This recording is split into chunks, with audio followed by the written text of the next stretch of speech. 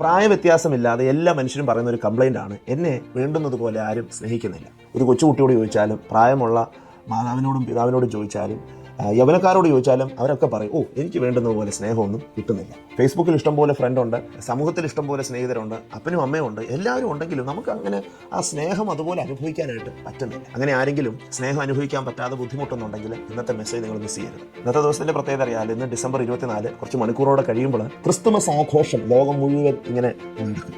അപ്പോൾ യേശുവിൻ്റെ ജനനത്തെ ആഘോഷിക്കുന്ന ഈ പ്രത്യേക മണിക്കൂറുകളിൽ എല്ലായിടത്തും സന്തോഷവും സമാധാനവും ആഘോഷത്തിൻ്റെ മണിക്കൂറുകളുമാണ്. എന്നാൽ പലപ്പോഴും നമ്മൾ ഈ ആഘോഷങ്ങൾക്കിടയിൽ എന്തുകൊണ്ട് യേശു ഈ ഭൂമിയിൽ ജനിച്ചു, എന്തിനു വേണ്ടിയാണ് യേശു ഈ ഭൂമിയിൽ കടന്നു വന്നത്, യേശുവിൻ്റെ ജനനത്തിലൂടെ ദൈവം മനുഷ്യന് നൽകുന്ന സന്ദേശം എന്താണെന്ന് പലപ്പോഴും മനസ്സിലാക്കുന്നില്ല. യോഹന്നാൻ 3:16 ഇപ്രകാരം പറയുന്നു, പിതാവായ ദൈവം തൻ്റെ സ്വന്തം പുത്രനെ, തൻ്റെ ഓമനകുമാരനെ നമുക്ക് വേണ്ടി നൽകി, ദാനമായി നൽകി, നൽകാൻ മടിച്ചില്ല എന്നാണ് അവിടെ അർത്ഥമാക്കുന്നത്. സകലത്തെയും നിർമ്മിച്ച സൃഷ്ടിതാവായ ദൈവം തൻ്റെ പുത്രനായ യേശുവിനെ നമുക്ക് വേണ്ടി ഈ ഭൂമിയിലേക്ക് അയച്ചത് നമ്മോടുള്ള സ്നേഹത്തിൻ്റെ പ്രതിഫലനമാണ്. നമ്മോടുള്ള ദൈവത്തിൻ്റെ ആഴമേറിയ സ്നേഹം, നിത്യമായ സ്നേഹം, ഉപാധികളില്ലാത്ത സ്നേഹം. ആ സ്നേഹത്തിൻ്റെ അടയാളമാണ് യേശുവിൻ്റെ ഈ ഭൂമിയിലെ ജനനം. പ്രിയമുള്ളവരെ, അടുത്ത മണിക്കൂറുകളിൽ നിങ്ങളെ ക്രിസ്തുമസ് തകർത്താഘോഷിച്ചു. പക്ഷേ ഈ സന്ദേശം നിങ്ങൾ മറക്കരുത്. നിങ്ങളെ ദൈവം ഒത്തിരി ഒത്തിരി ഒത്തിരി സ്നേഹിക്കുന്നു.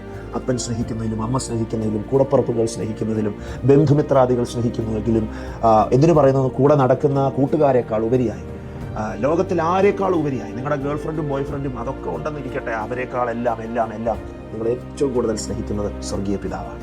ആ സ്വർഗീയ പിതാവ് നിങ്ങളോട് സ്നേഹം പ്രകടിപ്പിച്ചത് ഐ ലവ് യു പറഞ്ഞിട്ടല്ല, 5 രൂപയുടെ ഒരു ഗിഫ്റ്റ് തന്നിട്ടുമല്ല, തനിക്ക് ഏറ്റവും വിലപ്പെട്ട തന്റെ സ്വന്തം മകനെ നമുക്ക് വേണ്ടി, നമ്മുടെ പാപങ്ങളുടെ പരിഹാരത്തിന് വേണ്ടി തകർക്കപ്പെടുവാൻ, മരിക്കുവാൻ ഒരു യാഗമായി നമുക്ക് വേണ്ടി തന്നു. ഇപ്പൊ ക്രിസ്മസിൽ നമുക്ക് ലഭിച്ച ഏറ്റവും വലിയ പ്രസന്റ് എന്താണെന്നറിയാം, യേശു തന്നെയാണ്. യേശുവിനെ നമ്മുടെ ജീവിതത്തിൽ ലഭിച്ച ആ വലിയ അനുഭവത്തെ ഓർത്ത് ഞാൻ ദൈവത്തെ സ്തുതിക്കും. ഇന്ന് നിങ്ങളെ ആരെങ്കിലും യേശുവിനെ ഹൃദയത്തിൽ സ്വീകരിച്ചിട്ടില്ല എങ്കിൽ യേശുവിനെ സ്വീകരിക്കണം. യേശു നിങ്ങളുടെ ഹൃദയത്തെ മനോഹരമാക്കും. പുൽക്കൂട്ടിൽ ജനിച്ച യേശു നിങ്ങളുടെ ഹൃദയത്തിൽ കടന്നു വരുന്നത് എപ്പോഴാണെന്നറിയാമോ? അവനെ ഹൃദയം കൊണ്ട് വിശ്വസിച്ച് വായ്കൊണ്ട് ഏറ്റു പറയുമ്പോഴാണ്. യേശു 2000 വർഷങ്ങൾക്ക് മുമ്പ് ഒരു പുൽക്കൂട്ടിൽ ജനിച്ചു. അത് ലോകത്തിന്റെ ചരിത്രത്തെ മാറ്റി എഴുതി. എന്നാൽ ആ യേശു നിങ്ങളുടെ ഹൃദയത്തിൽ ജനിക്കുന്ന നിങ്ങളുടെ വിശ്വാസത്തിന്റെ പ്രഖ്യാപനത്തിലൂടെയാണ്. അങ്ങനെ യേശു നിങ്ങളുടെ ഹൃദയത്തിൽ ജനിക്കുമ്പോൾ നിങ്ങളുടെ ജീവിതത്തിന് വ്യത്യാസമുണ്ടാകും. ലോക ചരിത്രത്തെ AD എന്നും BC എന്നും വിഭാഗിച്ചതുപോലെ നിങ്ങളുടെ ചരിത്രത്തെ പോലും മാറ്റാൻ, തിരുത്തി എഴുതാൻ യേശുവിൻ്റെ ജനനത്തിന് കഴിയും. അതുകൊണ്ട് യേശുവിനെ വിശ്വസിക്കുക, യേശുവിനായി ജീവിക്കുക, യേശുവിന് വേണ്ടി ഹൃദയം കൊടുക്കുക.